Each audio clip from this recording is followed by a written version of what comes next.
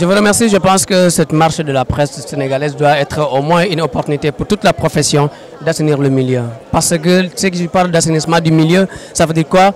Il y a aujourd'hui des gens qui font le travail et ils ne le font pas d'une manière professionnelle. Des gens qui se lèvent le matin, ils vous disent voilà, je suis journaliste, ils ne sont pas passés par une école de formation, ils n'ont pas été encadrés par des professionnels de la communication. Pour nous, c'est le moment d'assainir. Assainir aussi, c'est quoi? C'est de tout faire pour lutter contre la précarité dans le milieu de la presse. Parce que la presse fait un travail excellent, un travail noble, c'est un métier noble. Il faudrait au moins que les gens qui travaillent dans la profession au moins puissent nourrir un peu de leur métier parce que c'est des gens qui font énormément de choses.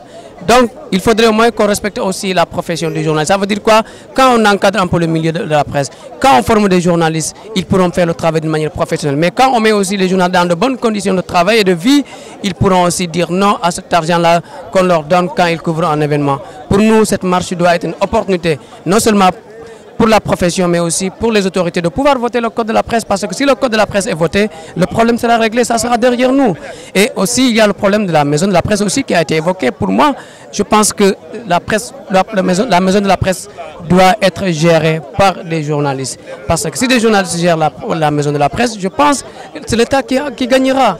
Donc, pour moi, cette marche-là, c'est une opportunité pour tout le monde, pour tous les acteurs de la profession.